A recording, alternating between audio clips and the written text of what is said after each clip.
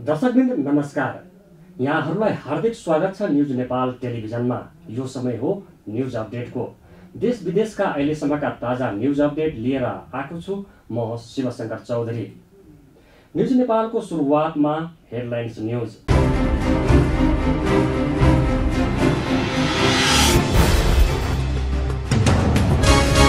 समयमै लकडाउन गरेकाले मानवीय क्षति र संक्रमण नियन्त्रण गर्न सफल भएको प्रधानमन्त्री केपी शर्मा ओलीको दाबी। विभिन्न मुलुकमा रहेका नेपालीलाई कोरोना महामारीको असरबाट जोगाएर स्वदेश फर्काउन सरकारले विशेष आदेश जारी गर्न लागेको प्रधानमन्त्री ओलीद्वारा जानकारी।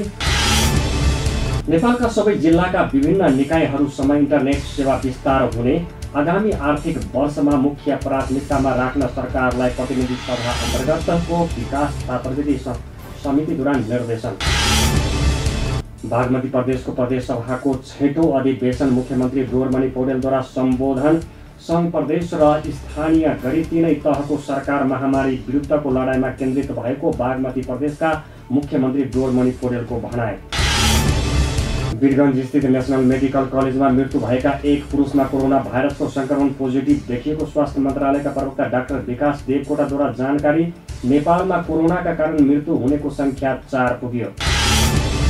एकल महिलाहरूलाई खाइबाई आएको भत्ता कटौती नगर्न सरकारले प्रतिनिधि सभा अन्तर्गतको कानुन, न्याय तथा मानवाधिकार समितिद्वारा निर्देशन। लकडाउनमा हिंसाको घटनाहरू बढेको भन्दै यसलाई नियन्त्रण गर्न पनि सरकारको समितिद्वारा ध्यानाकर्षण। गौरी फन्टा नाकाबाट पछिल्लो 7 दिन 12,000 बढी नेपालीको उद्धार। भारतका विभिन्न ठाउँमा सीमामा पुगेका नेपालीको उद्धार काम जारी रहेको कैलालीका प्रहरी नायब उपरीक्षक दक्ष कुमार बस्नेतद्वारा जानकारी। अवधिमा रोल्पामा स्थानीय पूर्वाधार विकास कार्यक्रम अन्तर्गत सडक निर्माण कार्यको तीव्रता, कुटो कोदालोको प्रयोग गरी स्थानीयद्वारा सडक निर्माण। कोरोना संक्रमणबाट विश्वमा 117 गैर आवासीय नेपालीको मृत्यु, 12,000 भन्दा बढी संक्रमित। विश्व स्वास्थ्य संगठनद्वारा कोभिड-19 का बिरामीलाई औलो विरुद्ध प्रयोग गरिने औषधिमा रोक। यस औषधिको प्रयोगले कोभिड-19 बिरामीको मृत्यु हुने जोखिम बढाउने उल्लेख।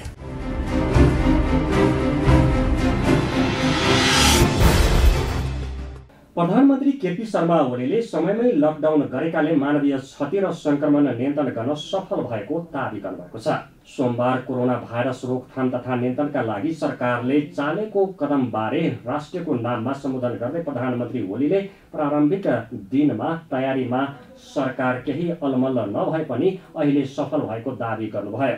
समयमै गरेको लकडाउन, समयमै गरेको सीमा तथा एयरपोर्ट बन्दले महामारीबाट हुने क्षति जोगाइएको संक्रमित शिशुदेखि वृद्धसम्म उपचारपछि सरकारको सफलता भएको पनि उहाँले बताउनुभयो।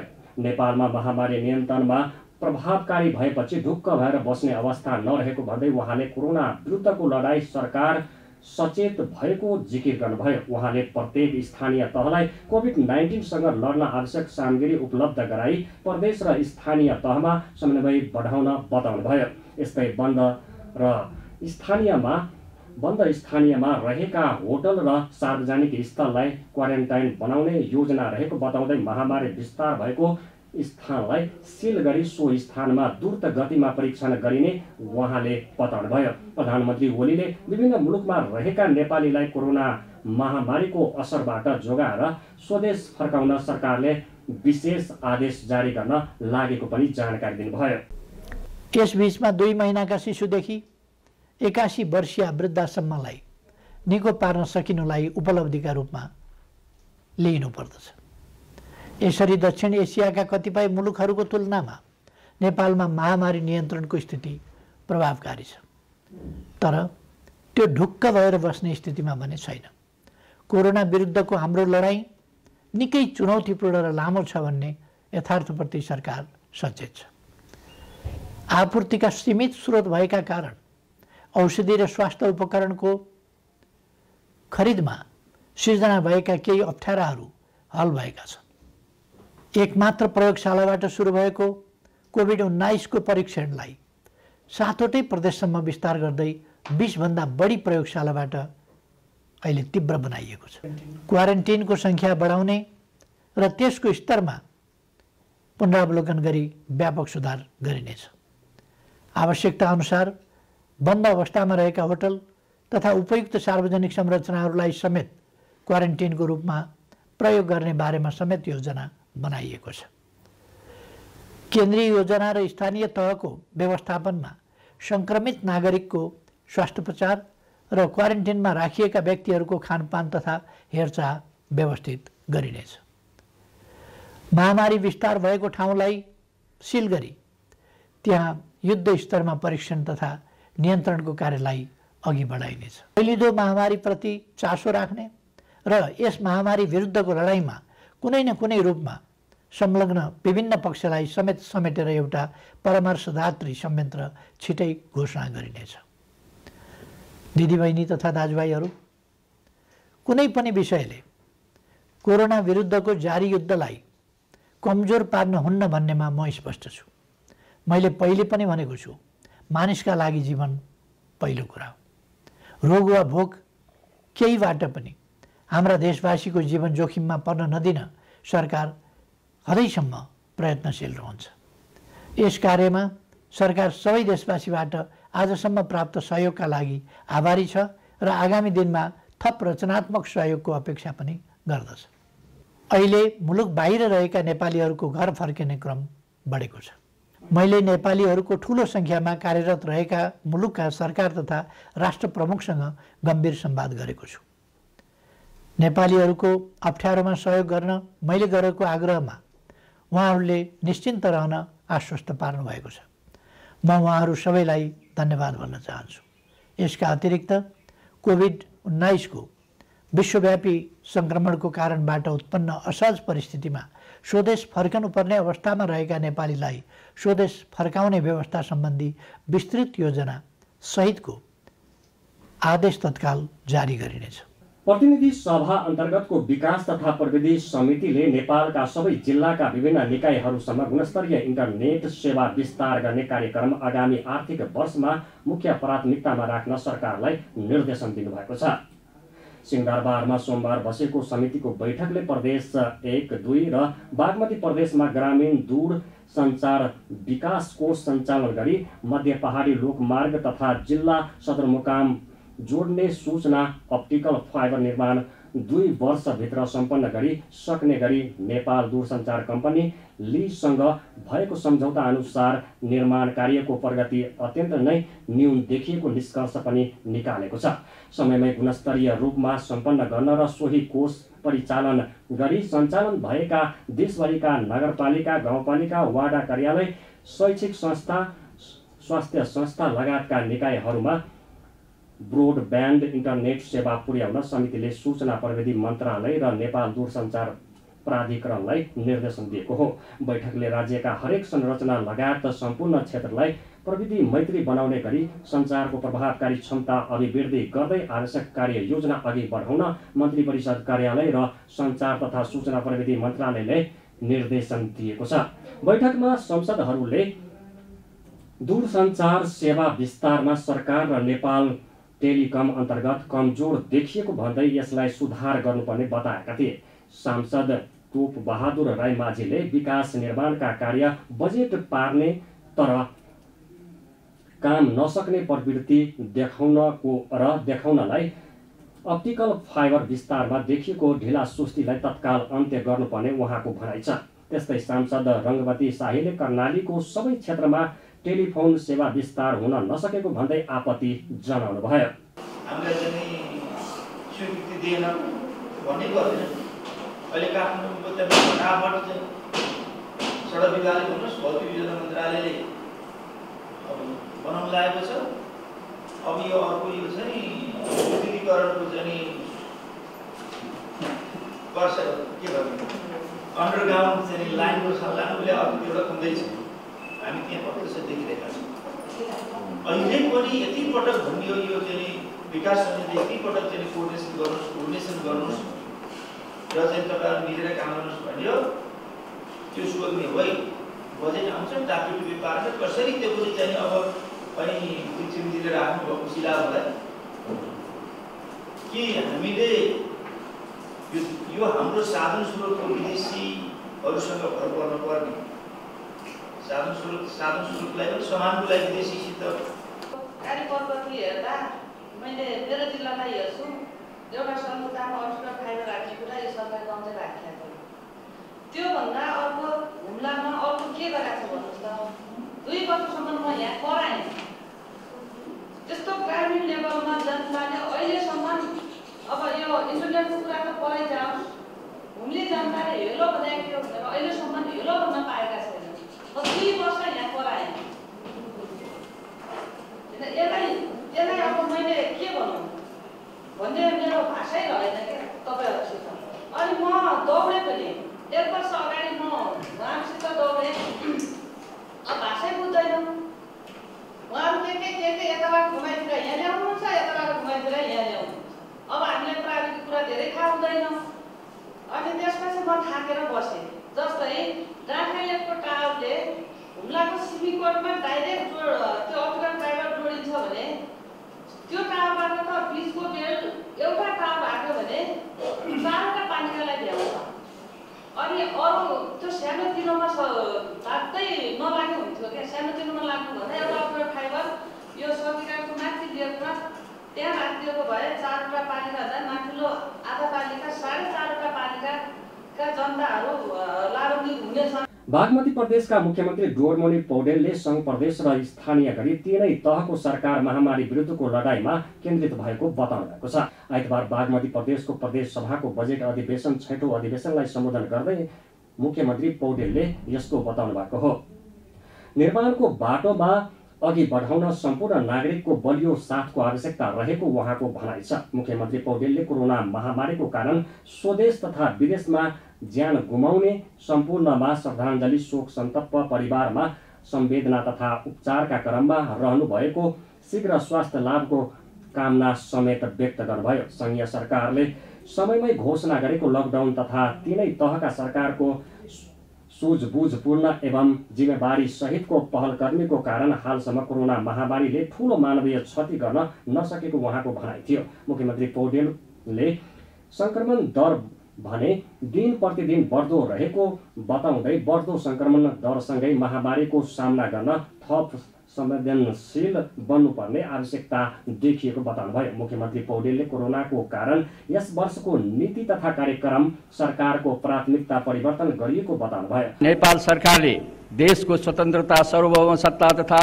भौगोलिक अखण्डताको सुरक्षाको लागि अतिक्रमित कालापानी, लिपुलेक तथा लिम्पियाधोरा सहित सम्पूर्ण भूभाग समेटेर नक्सा जारी गरी कूटनीतिक माध्यमबाट अतिक्रमित भूभाग फिर्ता लिने प्रयास सुरु गरेको छ। महामारीले सिर्जिएको चुनौतीका बीच सीमा समस्यालाई सुदूरपूर्ण रूपमा सुल्झाउँदै सुखी नेपाली, समृद्ध नेपाल निर्माणको बाटोमा देशलाई अघि बढाउन सम्पूर्ण नागरिकहरूको बलियो साथको आवश्यकता छ। निश्चय नै कोरोना महामारीले निम्त्याएको सङ्कटले हाम्रो समृद्धिको यात्रामा ठेस लागेको छ, तर यात्रा रोकिने छैन। मानव सभ्यता यस्ता अनेकौं सङ्कटहरू पार गरेर यहाँसम्म आइपुगेको हो। हामी नेपालीहरूले इतिहासमा पटक पटक विषम परिस्थितिको सामना गरेका छौँ। पछिल्लो पटक भूकम्पमा लड्यौँ, तर धुलो टकटक्याउँदै उठ्यौँ र अघि बढ्यौँ। सबै राजनीतिक दलहरू बीचको समझदारीमा संविधान निर्माणको लागि भूकम्पलाई अवसरको रूपमा बदल्न सफल भयौँ। प्रतिनिधि सभा अन्तर्गतको कानून न्याय तथा मानव अधिकार समितिले एकल महिलाहरूले खाइपाई आएको भत्ता कटौती नगर्न सरकारलाई निर्देशन दिएको छ। सिंहदरबारमा सोमबार बसेको समिति बैठकले असहाय एकल महिला र अपाङ्गता भएका व्यक्तिहरूलाई वितरण गरिँदै आएको सामाजिक सुरक्षा भत्तालाई नियन्त्रण र निरन्तरता दिन सामाजिक सुरक्षा ऐन 2075लाई संशोधन गर्न बनेको विधेयक संसदको चालू अधिवेशनमा पेश गर्न सरकारलाई निर्देशन दिएको हो। त्यस्तै बैठकले कोरोनाको पहिचान गर्नका लागि गरिने PCR परीक्षण समुदाय स्तरसम्म व्यापक रूपमा गर्ने व्यवस्था मिलाउन स्वास्थ्य मन्त्रालयलाई निर्देशन दिएको छ। त्यस्तै सीमा क्षेत्रमा अलपत्र र विदेशमा रहेका नागरिकहरूको व्यवस्थित उद्धार गर्न र नेपालमा भएका क्वारेन्टाइनको मापदण्ड WHO को अनुसार बनाउन पनि सरकारलाई निर्देशन दिएको छ। बैठकमा समिति सदस्यहरूले विदेशमा रहेका नेपालीहरूलाई स्वदेश ल्याउन ढिलाइ गर्न नहुने धारणा राखेका थिए। साथै उनीहरूले लकडाउनमा हिंसाको घटनाहरू बढेको भन्दै यसलाई नियन्त्रण गर्न पनि सरकारको ध्यानाकर्षण गराएका थिए। सरकारले गठन गरेको जुन उच्च स्तरीय समिति छ त्यसमा व्यापक र गम्भीर छलफल भएको छ र यो ढङ्गले बाहिर रहेका नेपालीहरूलाई देश फर्काउने, एकातिर कोरोनाबाट देशलाई मुक्त राख्ने बारेमा हाम्रो अभियान पनि प्रभावकारी सशक्त ढङ्गले अगाडि बढोस् र हाम्रा नेपालीहरू जो देशमा आउन चाहन्छ उनीहरूलाई पनि ल्याउन सकियोस्। उनीहरू आउने भन्नुको मतलब उनीहरूलाई रोजगारी दिनेदेखि लिएर कोरोना मात्रै होइन अरू धेरै प्रसङ्गहरू पनि त्यहाँ जोडिन्छ। त्यो समेतको सन्दर्भमा सरकारले आवश्यक निर्णय गरेको मलाई जानकारी छ। हामी जस्तो भोकले नमर्ने जो यहाँ भन्छौँ, जो भन्न सक्दैन ऊ मरिहाल्छ, थाहै पाइँदैन। किर्तिपुरमा भएको घटना, त्यो सूर्यबहादुर तामाङको घटना होस् वा सप्तरीको घटना होस् अथवा मैतीदेवीको घटना होस्, भोकले धेरै मान्छे मरिसके र अस्तिकै बिरामी पनि भोकैले मरेको भन्ने आयो नेपालको उसको होइन। बिरामी हुँदा औषधिको त कुरै छोडौँ, भोकैले मर्ने कुरा आयो होइन। यो कुरालाई चाहिँ एकदम गम्भीर रूपमा हेरौँ। त्यसो भएको हुनाले यो भोकमरीले मर्ने कुरा भयो। अर्को चाहिँ एउटा अनौठो घटना अहिले यो लकडाउनको अवधिमा सबैभन्दा ज्यादा भेदभावको घटना घट्यो। समिति बैठकले महामारीका बेला भएको हिंसा, विभेद, छुवाछुतको घटनाप्रति गम्भीर ध्यानाकर्षण भएको भन्दै त्यस्ता घटनाको तत्काल छानबिन गरी दोषी उप कारबाहीको प्रक्रिया अघि बढाउन पनि सरकारलाई निर्देशन दिएको छ। भारतका विभिन्न ठाउँबाट सीमामा पुगेका नेपालीको सोमबार पनि उद्धार गरिएको छ। पश्चिमी सीमा नाका गौरी फन्टा र गड्डा चौकीबाट सोमबार पनि नेपालीहरूको उद्धार गरिएको हो। जेठ महिनामा गौरी फन्टा नाकामा सोमबार 8औं दिन र गड्डा चौकी नाकाबाट सोमबार पहिलो दिन उद्धार भएको हो। जिल्ला प्रहरी कार्यालय कैलालीका प्रहरी नायब उपरीक्षक दक्ष कुमार बस्नेतले सोमबार पनि उद्धार जारी रहेको जानकारी दिनुभयो। उनीहरूलाई सीमा क्षेत्रबाटै सम्बन्धित गाउँपालिकामा पठाउन लागि समेत प्रहरी नायब उपरीक्षक बस्नेतले बताउनुभयो। गौरीफन्टा नाकाबाट पछिल्लो 7 दिनमा मात्रै 12,000 बढी नेपालीको उद्धार भएको छ। उता कञ्चनपुरको गड्डा चौकी नाका पनि भारतमा रहेको नेपालीहरूको लागि खोलिएको छ। जिल्ला प्रहरी कार्यालय कञ्चनपुरका प्रहरी नायब उपरीक्षक रविन्द्र पौडेलले नाकाबाट नेपालीको उद्धार सुरु भएको बताउनुभयो। सीमा नाकाबाट उद्धार जारी भए पनि दुवै नाकामा स्वास्थ्य जाँचका व्यवस्था भने छैन र प्रदेश सरकारले अहिलेसम्म किटको व्यवस्था गर्न नसकेपछि उनीहरूलाई कोरोना परीक्षण बिना सम्बन्धित पालिकामा पठाउन लागि हो। यसले क्वारेन्टाइनबाटै संक्रमण फैलिने खतरा भने बढेको छ। लकडाउनको अवधिमा रोल्पामा भने स्थानीय पूर्वाधार विकास कार्यक्रम अन्तर्गत सडक निर्माण कार्यले तीव्रता पाएको छ। रोल्पा गाउँपालिका 10 धावाङमा सडक निर्माणमा स्थानीयले नै कुटो कोदालोको प्रयोग गरी सडक निर्माण गरिरहेका छन्। स्थानीय पूर्वाधार विकास कार्यक्रमको 10 लाख बजेट रहेको मौरी खोला बासिन्दा धारा सडक यस वर्ष पनि स्थानीयले निर्माण गरिरहेका छन्। अघिल्लो वर्ष पनि स्थानीयले नै खनेको यो सडक यस वर्ष पनि उनीहरू मार्फत नै निर्माण थालिएको हो। स्थानीयको सहभागितामा सडक निर्माण गर्दा भुत्क्षय लगायतका प्राकृतिक क्षति पनि कम हुने र जनताले पनि रोजगारी पाउने भएकाले यो वडाले यस्तो निर्णय गरेको हो। सदस्य रोल्पा नगरपालिका 10 धावाङ यस वर्ष कोरोना भाइरसको कारण वैदेशिक रोजगार तथा अन्य क्षेत्रमा काम गर्न जानेहरू पनि घरमै बसेकाले अन्य योजना पनि जनताकै सहभागितामा निर्माण गर्ने तयारी वाडा कार्यालयले गरेको छ। जाँदा जाँदै हेडलाइन्स फेरि एकपटक।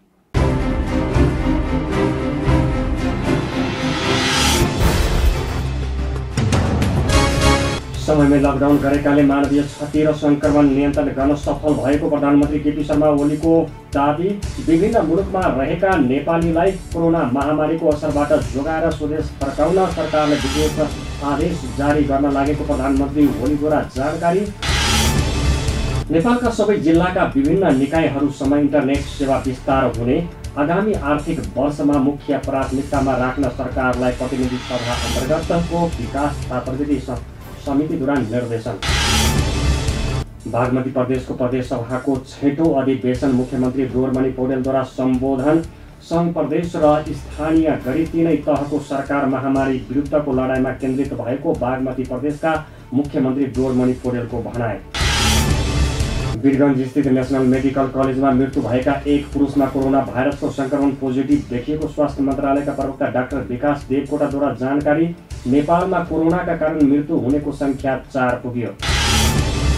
एकल महिलाहरूलाई खाइबाई आएको भत्ता कटौती नगर्न सरकारले प्रतिनिधि सभा अन्तर्गतको कानुन न्याय तथा मानव अधिकार समितिद्वारा निर्देशन। लकडाउनमा हिंसाको घटनाहरू बढेको भन्दै यसलाई नियन्त्रण गर्न पनि सरकारको समितिद्वारा ध्यानाकर्षण।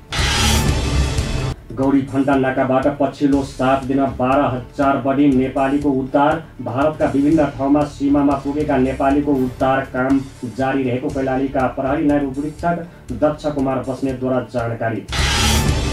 अवधिमा रोल्पामा स्थानीय पूर्वाधार विकास कार्यक्रम अन्तर्गत सडक निर्माण कार्यको तीव्रता। कुटो कोदालोको प्रयोग गरी स्थानीयद्वारा सडक निर्माण।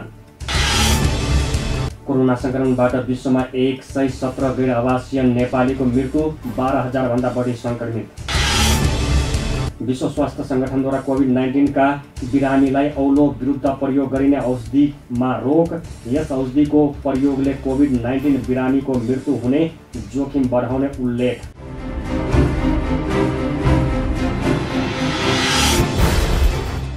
दर्शकवृन्द, यी थिए अहिलेसम्मका न्युज अपडेट। अहिलेलाई न्युज अपडेट यति नै। निरन्तर न्युज अपडेटका साथ हामी पुनः उपस्थित हुने नै छौँ। हामीलाई फेसबुक, युट्युब र नेट टिभीमा पनि फलो गर्दै रहनुहोला। हेर्दै रहनुहोस् न्युज नेपाल टेलिभिजन। नमस्ते।